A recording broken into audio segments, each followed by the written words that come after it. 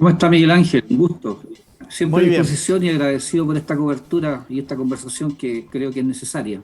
es necesaria sin duda porque ya hemos pasado sus buenos días, yo creo que ya estamos, no sé si un mes y medio de esta teleeducación en la cual, lo comentaba recién con la directora del Aldeas SOS de Angol, ninguno estaba preparado, ni los profesores, ni los padres, ni los alumnos para poder enfrentar un tema tan cambiante y más aún en una condición tan especial como es esta pandemia mundial que nos afecta a todos, profesor.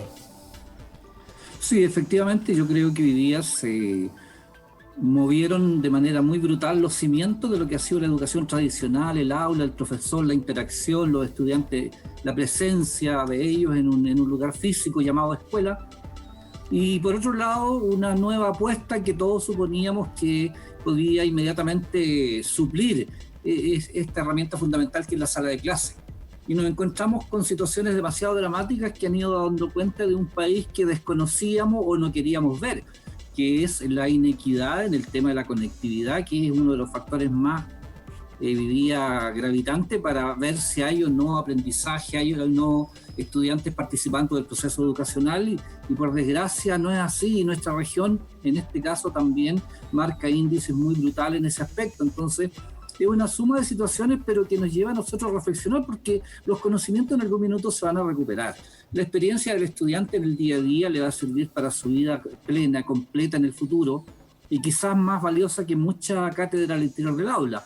Pero como hay una exigencia curricular, contenidos, pasar de curso, evaluaciones, hace que de repente nos preocupemos demasiado de esas cosas y perdamos el foco de lo importante que es cómo resolvemos una pandemia de que nadie estaba preparado y como cualquier situación se han cometido errores involuntarios probablemente que nos llevan a que esto sea incluso más complicado hoy día, más dramático. Entonces yo creo que la lección es esa, empezar a pensar de cuánto nuevo se va a hacer, pero naturalmente eso pasa por los recursos, los artefactos tecnológicos, la conectividad, la preparación de nosotros profesores, toda una cultura de aprendizaje también a través de estos medios telemáticos. Por lo tanto, en 2 meses no ha habido mucho tiempo para pensar, pero creo que hay que empezar a reflexionar sobre lo que está pasando, pero sobre todo hacerle sentir a los apoderados que los contenidos se pueden recuperar. Lo importante es hoy día cómo atendemos a los estudiantes y especialmente ver la situación más precaria. Ustedes lo tocaban ahí con el tema de la situación socioeconómica. El hambre, las carencias son lo más importante hoy día. Entonces, más que pensar nosotros como profe, tenemos que pensar como ciudadanos, como vecinos. Conocemos, vemos, tenemos gente conocida que la está pasando mal.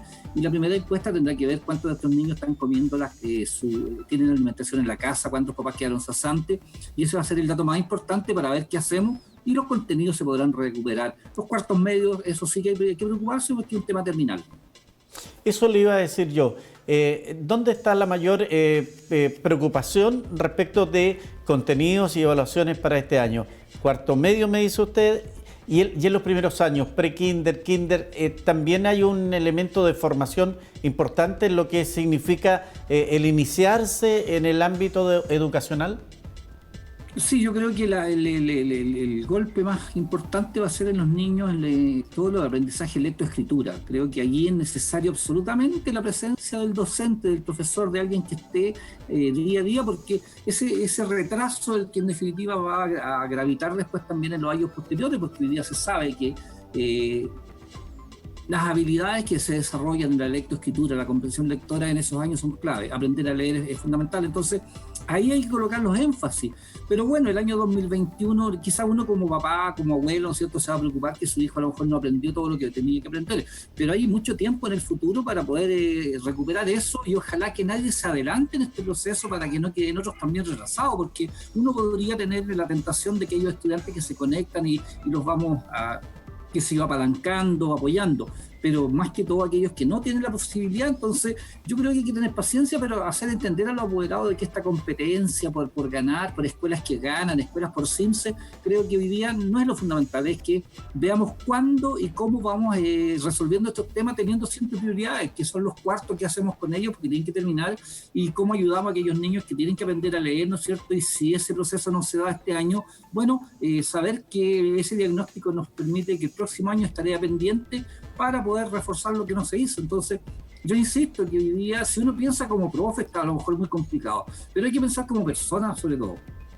Y las Claro, en personas hoy día eso tenemos entiendo. un sentido de solidaridad y un sentido de empatía con lo que está pasando, y ahí sí hay cosas fundamentales hoy día que son muy importantes resolver, que es la sobrevivencia económica, que hoy día ustedes lo planteaban, hay la cantidad de negocios, de actividades que están y que va a demorar mucho tiempo en resolverse, y ojalá rápidamente los economistas se pongan de acuerdo cuánto del PIB hay que gastar, porque esa es la pelea hoy día. En los próximos días se va si nos quedamos con un 4% del PIB o lo subimos hasta un 10 o 12, porque esa es la respuesta definitiva para que haya ayuda social. De lo contrario, lo que hagan los alcaldes, la solidaridad entre nosotros en las poblaciones, haciendo ollas comunes, campañas para darle alimentación a nuestros estudiantes, no va a alcanzar. Si aquí tiene que ir el Estado, tiene que hacer la pega, y por suerte Chile tenía plata, y hoy día ojalá del 4 subamos el doble, y todo el mundo lo dice, que hay que gastar, un gasto social que nunca se ha hecho, habrá que hacerlo ahora porque es una situación extraordinaria. Presidente, entiendo, dentro de algún elemento técnico que ahí dice, por ejemplo, el CINSE, usted no es partidario de que este año se aplique el CINSE.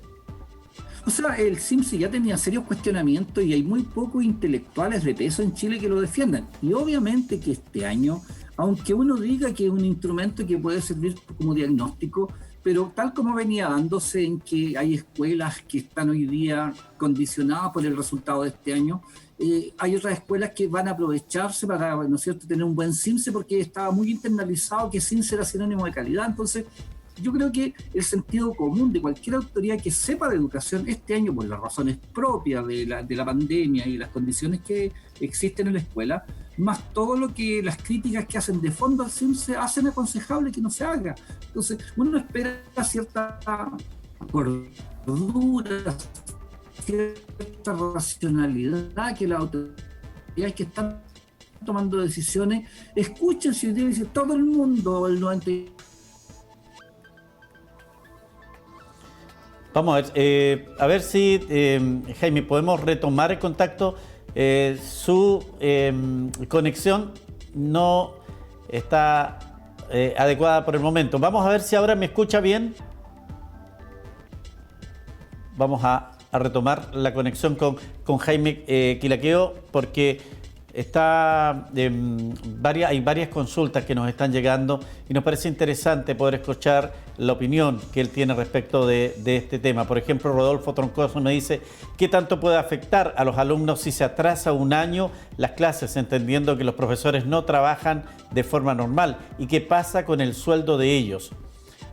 Romina Castillo me dice: lástima que el ministerio no piense igual y los supervisores están solicitando constantemente evidencia de todos los trabajos, siempre orientado al tema pedagógico, sobre todo en la educación rural. Me gustaría que se fijaran en cosas tan simples como en el formato digital. Envían cuadernillos a color y a las escuelas llegan en blanco y negro cuando las instrucciones piden trabajar con los colores. Los menores, ¿ah? A ver ahora si, presidente, ¿usted nos está escuchando? No, sigue pegado, parece, el Zoom. Ahora sí, ¿nos está escuchando, Jaime, usted? No, parece que ahí tenemos problemas con el Zoom. La verdad, lo hemos dicho, en general, nosotros trabajamos con estos nuevos sistemas de conexión. El Zoom es una de las plataformas que nos piden nuestros entrevistados. Yo no sé si ahora me recibe bien, Jaime. Sí, estoy recibiendo. Sí, yo creo que, imagínense, esto le pasa a los chicos todos los días. Imagínense el drama que significa. Sí, claro. Bueno, a ver si, para que avancemos, me dice Rodolfo Troncoso, sí, ¿qué tanto puede afectar a los alumnos si se atrasa un año las clases, entendiendo que los profesores no trabajan de forma normal? ¿Y qué pasa con el sueldo de ellos? Yo creo que hoy día, por alguna razón se nos instaló en nuestra mentalidad de que los contenidos era lo más importante. Lo importante son las habilidades. Habilidades significa cómo yo me comporto frente a la sociedad, y los contenidos son un medio. Entonces en Chile hemos definido asignatura, y dentro de la asignatura una serie de contenidos. Pero lo más importante, un alumno puede saber mucho contenido, pero si no se sabe comportar, si no tiene respeto por la cuarentena, si cree que su vida es lo único que vale, no tiene sentido de lo importante del otro, significa que la educación fracasa. Entonces, hoy día, yo creo que incluso ese tipo de elementos nos permite decir, ¿sabe qué? El currículo nuestro es demasiado extenso, mucho contenido. Lo importante es cómo preparamos a las personas para la vida, y esa preparación a lo mejor hoy día, al no estar en la sala de clase interactuando, es la que se está retrasando. Desde el punto de vista de los contenidos, la asignatura, matemática, historia, qué sé yo, ciencia, ahí a lo mejor está un poquito mal. Pero en lo que es habilidades sociales, imagínense la experiencia que están viviendo los estudiantes al ver lo que está pasando, y sobre esa base trabajar. Entonces, va a haber retraso de contenidos curriculares, pero van a haber aprendizajes tan significativos para la vida que, si los sabemos aprovechar, vamos a tener una sociedad distinta, en que vamos a mirar que efectivamente que estábamos construyendo algo que no estaba dando los resultados porque una gran parte de la sociedad tenía beneficios, y hoy día se demuestra que a otra gran parte le faltaban muchos beneficios que hay que empezar a equilibrar. Entonces, no tengan temor, estimados papás, los contenidos se recuperan.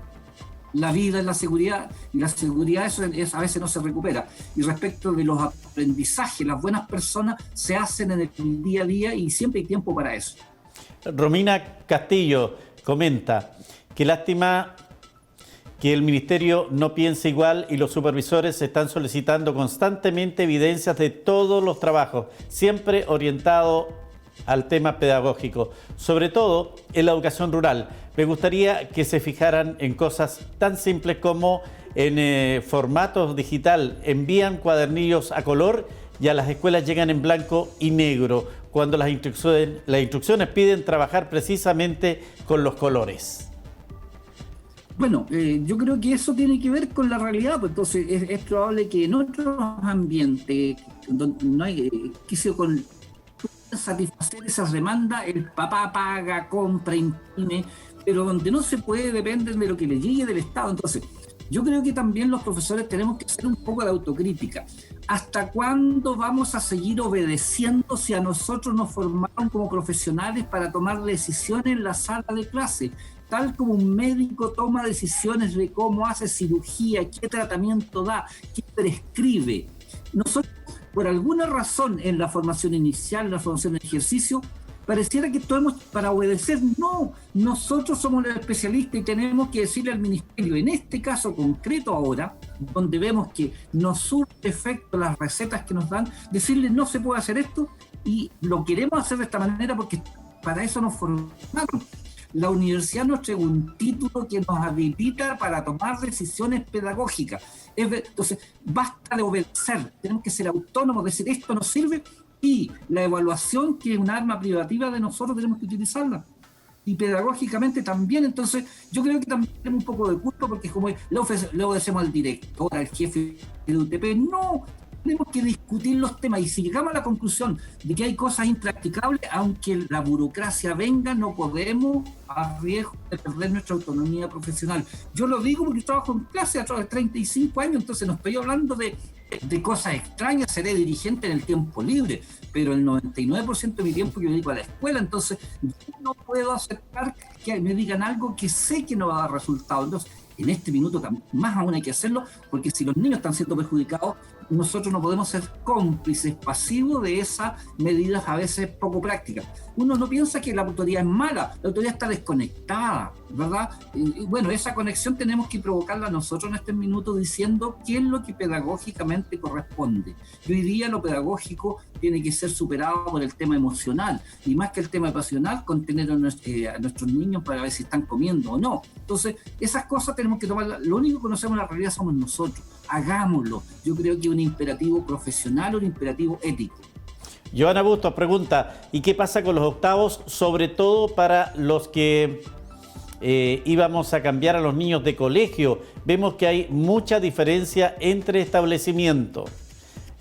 Bueno, La diferencia justamente la provocamos nosotros porque aceptamos que hubiera un modelo, uniformes distintos, proyectos distintos. No, y hoy día nos damos cuenta que la educación debe ser, o sea, de la mejor calidad en todos los lugares. Entonces, papás, es verdad, uno siempre está pensando que este colegio es mejor que otro. No, no es que el colegio sea mejor que otro.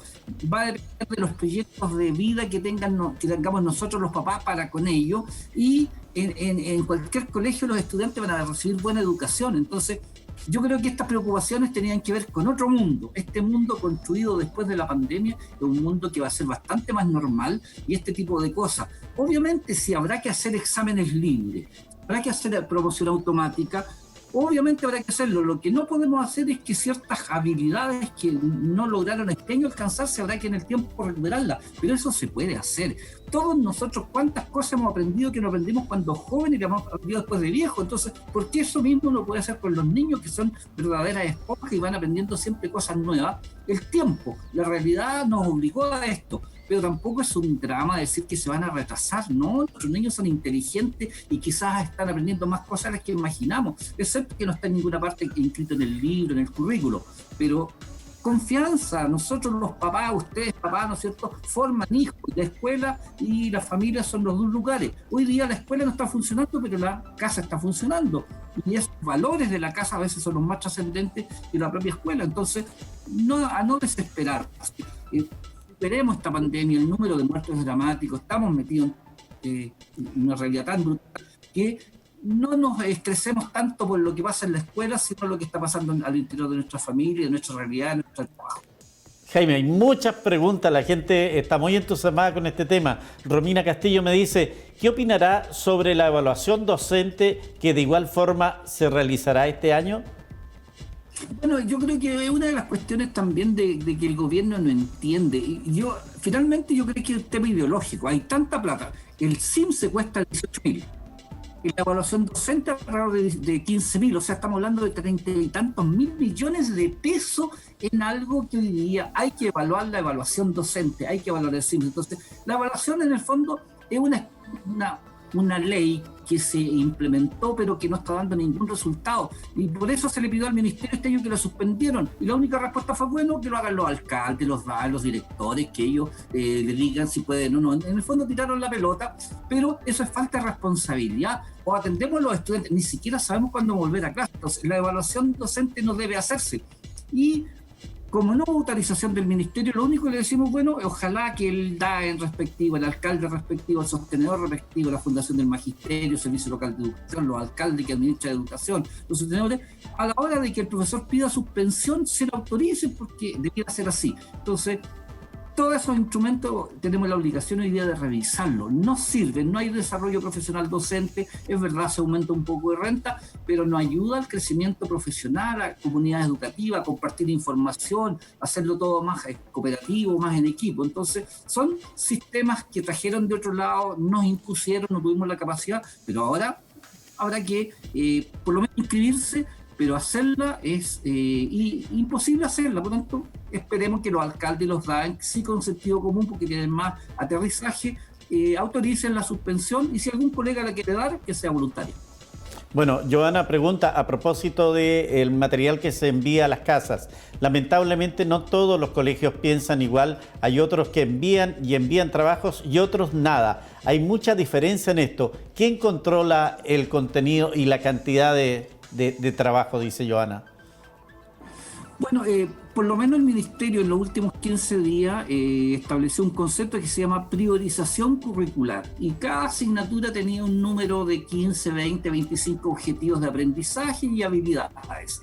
Y dijo, de los 15 vamos a dejar 4, vamos a dejar 6 según la asignatura. Entonces hoy día hay que replanificar respecto de aquellos que el propio Ministerio dice que son fundamentales para este año. Entonces, todo lo que se hizo para atrás no es un material que nos sirve, pero sí hay que apuntarlo más a lo que el Ministerio está diciendo en cada una de las asignaturas. Y en esta cuestión se han cometido una serie de aberraciones. Los profes también a veces creemos que mandando material y colocando más notas, más guías, nos va mejor.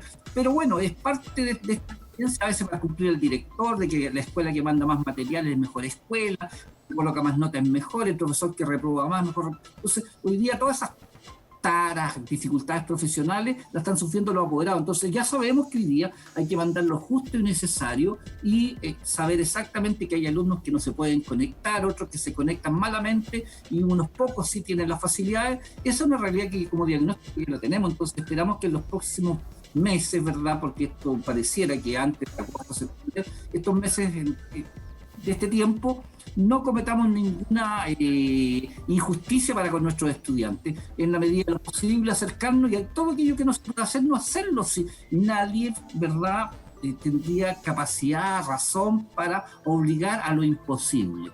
Entonces es importante hoy día que también los profes hagamos una evaluación, ¿sirvió lo que hice o no sirvió? Y si no sirvió, no insistamos en eso. A propósito de profe, le escribe un colega suyo, dice, bajo todo este sistema de presión que tenemos los profesores con el trabajo, donde también somos apoderados y padres, los profesores estamos bajo una presión muy grande y aún así se llevará adelante la evaluación docente. Esto a propósito de lo que usted dijo. Me escribe Gemú Alicia, los docentes, dice, se han dedicado a llenar plataformas de My School con material sin preocuparse si están estudiando o haciendo ejercicio. Mi hijo está en cuarto medio y para mí es de importancia el material físico. Me refiero a guías y otras para yo verificar que mi hijo está trabajando. Lo estoy pidiendo hace tiempo y mi liceo no me da respuesta. Sí, yo creo que, mire, yo soy súper honesto porque es mejor colocarse rojo una vez que amarillo mucho. Así es. Tenemos que asumir nosotros los profesores que teníamos una tendencia a dar y dar y dar tareas pensando que en la casa se resolvía y muchas veces los papás no podían, ¿no es cierto?, ayudar. Qué bien que hay papás que son estudios universitarios, ¿verdad? Pueden tener conexión, biblioteca, pero la mayoría de nuestros estudiantes no tienen eso. Entonces hoy día, claro, se cometieron muchos errores, pero errores quizás con las prácticas tradicionales, de que más tarea es más aprendizaje. Entonces, hoy día se sobresaturó porque con la drama de los papás, la frustración de los papás de que tendrían que ayudar a sus hijos, terminó siendo más un problema que una solución. Entonces, yo creo que tenemos que hacer una autocrítica a los profes y en cada comunidad educativa evaluar lo que hicimos. Eso no es malo, si nos equivocamos, ¿por qué no reconocerlo? Si el derecho a equivocarse es un derecho humano, el profesor se tiene que también a veces disculpar frente a sus estudiantes si comete un error frente a nuestros apoderados. Si nosotros no somos dioses, no somos personas especiales, son aquellos que por alguna razón elegimos este camino y estos equívocos hoy día son evidentes, no los vamos a esconder, ¿no es cierto?, de lo que está. Los papás tienen mucha razón, por lo tanto habrá que preguntarle a ellos cómo ha sido la experiencia y sabemos que no ha sido positiva. Entonces hemos vuelto un poquito la tuerca para otro lado y hagamos las cosas bien, porque en vez de perjudicar, favorecer, estamos perjudicando, asumamos eso. Creo que la autocrítica es una cuestión muy importante en educación y en pedagogía. Y aquí tenemos que hacerlo nosotros. Si los papás nos están diciendo esto, asumámoslo. No sigamos con el mismo camino. Hay que buscar caminos distintos y el derecho a equivocarse es un derecho humano.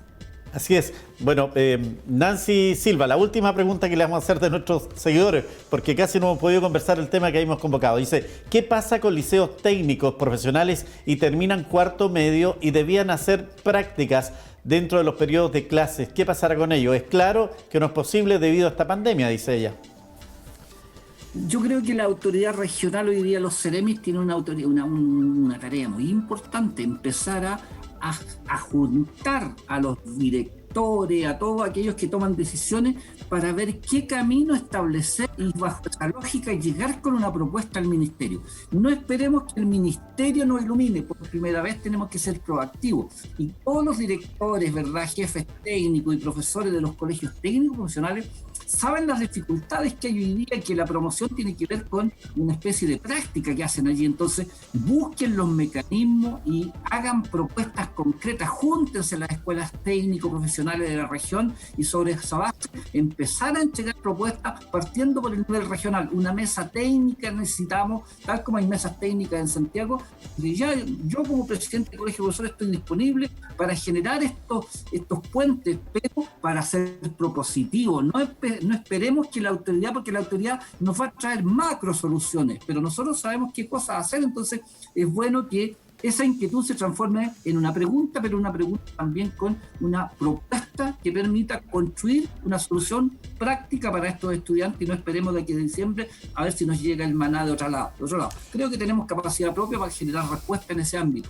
Y esto no solo para educación, yo creo que en los diversos niveles en los cuales el gobierno tiene presencia en la Araucanía, no tienen que esperar las soluciones o las instrucciones que tengan desde el nivel nacional. También hay que hacer propuestas para solucionar, por ejemplo, el tema que viven estos comerciantes que nos estaban diciendo, el tema hace un minuto. Fíjese, presidente, que una de las razones que nos llevó a contactarlo era este titular que se entregó desde Santiago respecto del trabajo de la Fundación SOS de Angol, que decía volver a clases o vuelven a clases.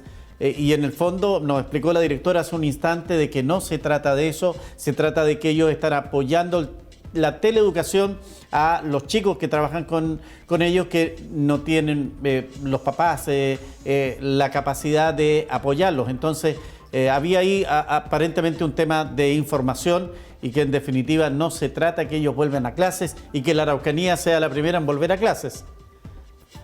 Sí, yo por suerte estuve leyendo los comentarios a propósito ahí en redes sociales, en que lo que está claro es que cualquier vuelta a clase ya con la escuela, ¿verdad?, funcionando, es una decisión que tiene que tomarse a nivel general. Porque yo puedo tener la mejor intención y digo, no, mi comunidad, porque bueno, si fuera por eso, Coyhaique tendría que haber vuelto, ¿sí o no? Así completa, es. porque no. Pero la idea es que no tomemos decisiones propias, aunque sea con la mejor intención. Entonces, yo entiendo de que si todas las escuelas de esas características van a volver, las aldeas, ¿verdad? Porque allí en el fondo los estudiantes son niños vulnerados, que están en un lugar físico, por lo tanto deberían ya tener escuela permanente. Pero esa es una decisión que tiene que ser una decisión, qué sé yo, de la autoridad para todo el mundo, porque de lo contrario se van a producir estas situaciones, ¿no es cierto?, en que alguien te dice, mira, no, si yo en mi realidad lo puedo hacer. Entonces, qué bueno que se haga, pero en el contexto actual que no quede, porque hay apoderados, hay movilidad, hay contacto, entonces apoderados, profesores, ¿verdad? Siempre va a haber gente externa y en el momento de la pandemia en Chile, tal como estamos hoy día, no es aconsejable. Y todos los comentarios que yo leía ahí, pues yo también estaba preocupado, decía, pues yo voy a decir algo que a lo mejor es más contra la corriente. Y me encontré con que la mayoría de los comentarios era valorar la medida, pero las condiciones no están dadas. Ese es como el alerta. Y segundo, que haya una opinión de la autoridad, nosotros como autoridad ministerial de la región, la provincial Angol, ¿no es cierto?, estábamos conscientes y apoyamos eso, ningún problema. Pero cuando aparece como noticia, todas estas dudas se manifiestan y es bueno transparentarlo, porque la directora que aclaró, lo aclaró en sus términos. Pero mirado desde afuera, creo que no es conveniente decir que hay una sala de clases funcionando, ¿no es cierto?, con cierta autonomía para tomar decisiones internamente, porque si hay un equívoco, hay un contagio, ya hay una muerte, chuta, es complicado, y eso no es exagerado en estos minutos plantearlo en esos términos. Naturalmente, lo que hoy día está en riesgo es la vida humana y estamos mirando cómo está sumando en un tema que evidentemente debe hacernos reflexionar a todos, más allá de estar de acuerdo o no con la forma en que se está aplicando el sistema para enfrentar este tema, que vendrá el momento ya de asumir, ¿cierto?, las responsabilidades. Hoy día es un tema de todo el asumir las instrucciones que tenemos para evitar precisamente contagiarnos, y en eso, presidente, creo que usted está absolutamente en la línea de que hay que tener la condición de sanitaria para que en un momento dado, sea en un mes, 2 meses, un año más, se retomen las clases normales en todo nuestro territorio nacional. Absolutamente. Yo creo que hoy día nosotros no podemos ser voluntaristas. Creo que hay una decisión sanitaria y ya clarito qué condiciones se requieren para este retorno. Y eso hasta ahora nadie lo ha dicho, y creo que hoy día hay más espacio con buena conversa para que tanto el retorno seguro como la nueva normalidad se dé, pero cuando corresponde, y creo que todos vamos a estar conscientes, porque especialmente los papás son los más sensibles, el ausentismo va a ser muy grande. Entonces hay que pensar cómo se va a cobrar la subvención, no por matrícula, no por asistencia, sino por matrícula, porque es una condición nueva la que se va a producir. Va a tener que haber un efecto de demostración, los colegios del barrio alto que tienen más condiciones que deben empezar, el número de salas que se requiere. porque hoy día 15 en una sala con 40 alumnos, prácticamente uno no puede dividir por dos para tener los metros que necesita el distanciamiento social. Por lo tanto, hay que hacer una readecuación, una reingeniería total en cada establecimiento, más todos los recursos económicos que significa, ¿verdad?, todos los resguardos. Entonces, no es tarea fácil. En los próximos meses hay que ir pensando cómo nos preparamos para el regreso, pero con la voz de los expertos, que no sea una escuela en particular que se auto califique si estamos bien. Tendrá que haber un agente externo que diga están dadas las condiciones sanitarias, qué pasa con los profesores y profesoras que no pueden volver, que son mamás de niños menores de 10 años, enfermedades crónicas, etcétera. Es un tema tremendo. Entonces, nos vamos a llevar ese plan de retorno, tiene que ser absolutamente responsable y visado por un agente externo, no por la propia comunidad, porque uno es autocomplaciente o a veces deja pasar ciertas cosas. Entonces, muy estricto, creo que la situación lo amerita. Presidente del Colegio de Profesores en la Araucanía, muchas gracias por este contacto a nombre de todos nuestros seguidores, porque ha respondido una gran cantidad de preguntas e inquietudes que tiene el mundo educacional de la región. Muchas gracias, Jaime. Gracias a ustedes, pues, así un saludo a toda la gente y a cuidarnos responsablemente como tenemos que hacerlo, no nos queda otra. Así es. Muy bien, cerramos con educación. Quedamos muy preocupados, muy inquietos por la situación de los comerciantes. Vamos a ver si hay respuestas a esto